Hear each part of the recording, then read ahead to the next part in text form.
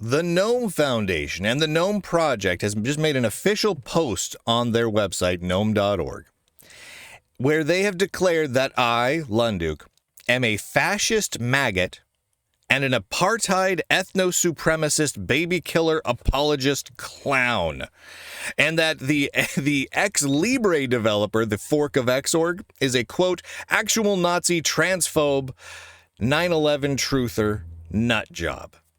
Holy heavens. This is all very much real. Before I read this to you, and I'm just going to let you make up your own mind what you think of all this, it should be pointed out that this has not been condemned, censored, moderated, or removed in any way by the GNOME Foundation, the GNOME Board of Directors, or any member of the GNOME Project. In fact, all I've seen so far is support of these statements.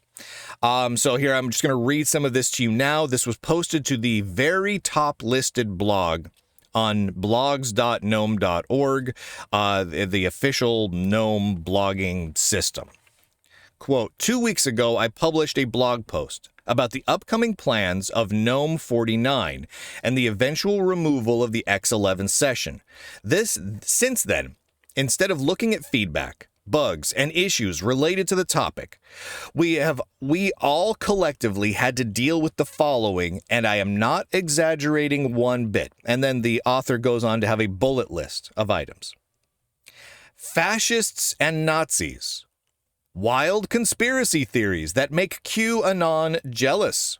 Concern trolling about the accessibility of the Wayland session. And a culture war where Wayland is gay and X11 is the glorious past they stole from you.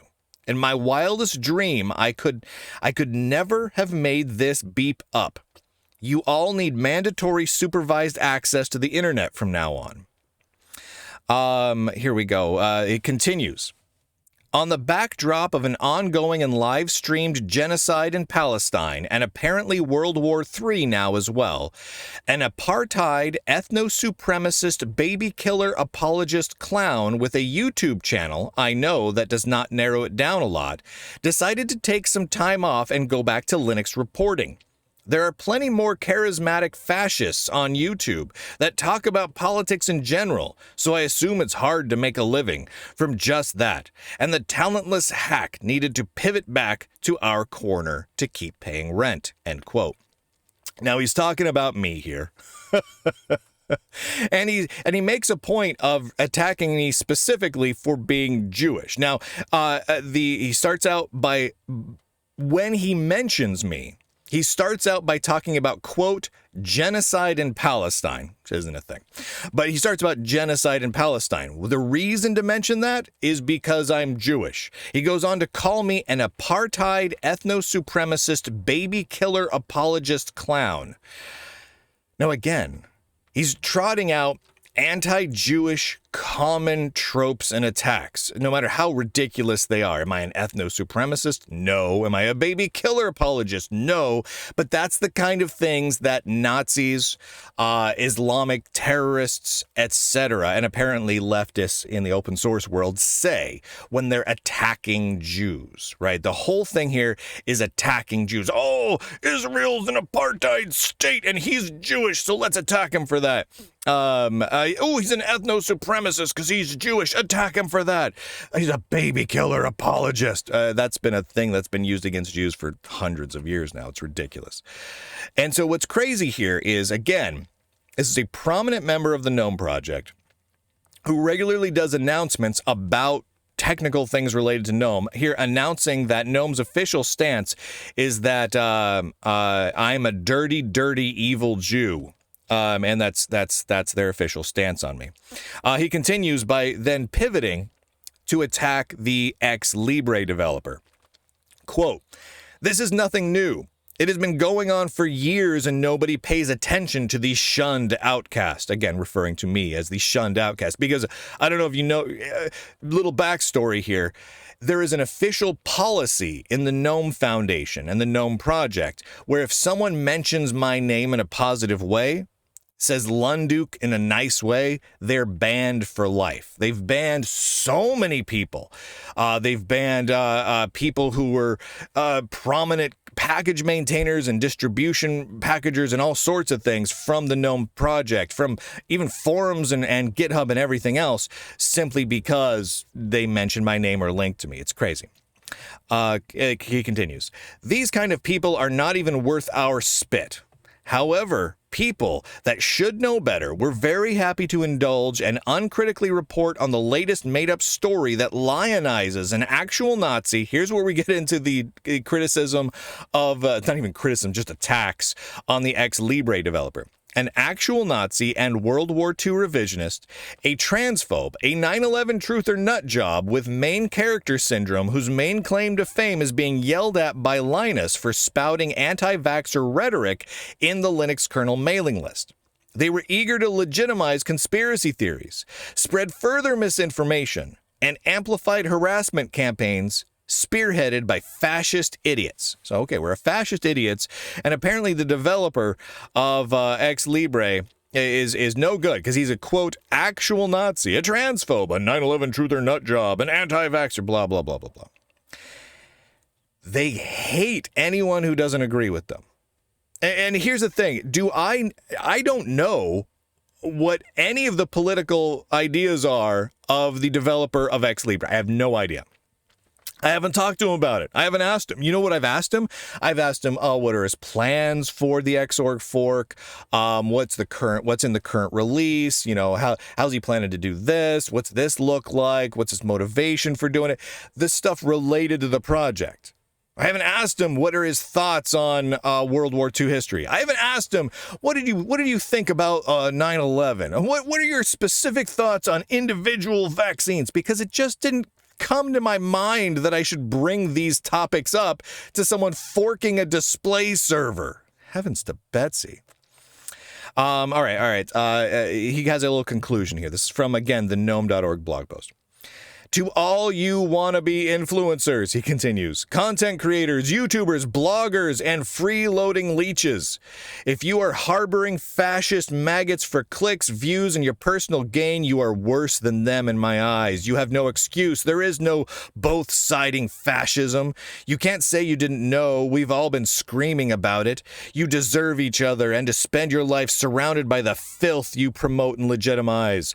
I hope you all will take a good look in the mirror one day and try to atone for your sins and the damage you caused to the society. If nothing else, do this for selfish reasons, as we'd all rather keep writing software that you can talk about rather than having to deal with the fascist trash you cultivate and send our ways. On behalf of all the desktop developers, I have to state the following. There is no place for fascists within the open source and free software communities or the society at large. You will never fester your poisonous roots here. Go back to the cave you crawled out from, where no sunlight can reach. End quote.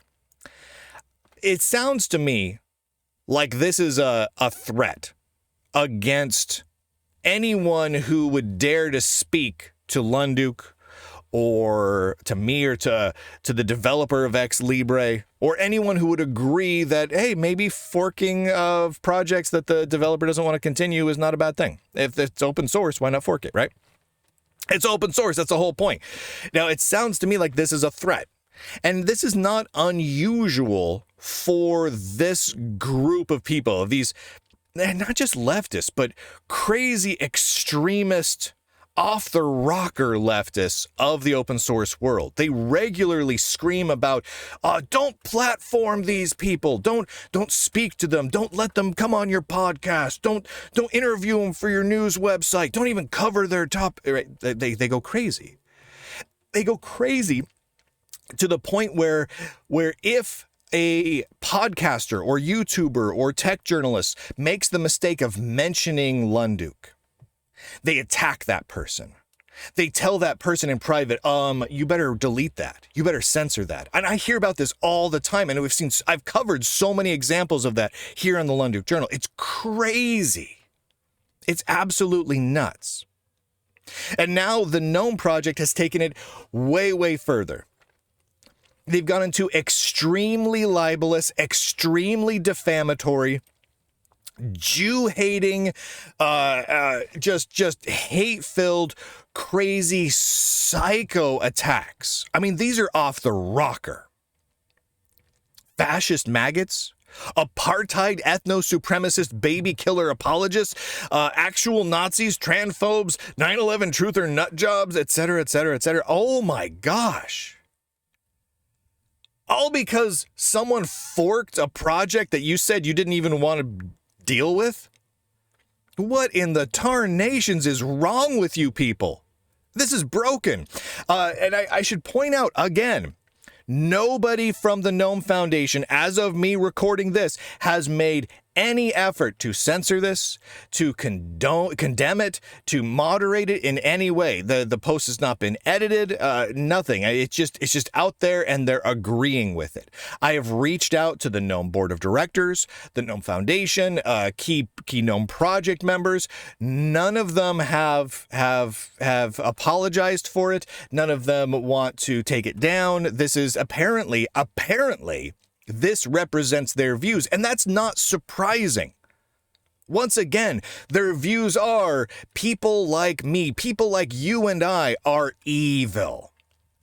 And they can say whatever they want, no matter how false it is, no matter how made up it is, no matter how just pure evil it is, the things that they say.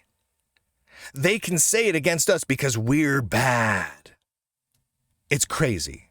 It's absolutely crazy. The bigotry, the hatred, the vileness from the GNOME project is off the charts.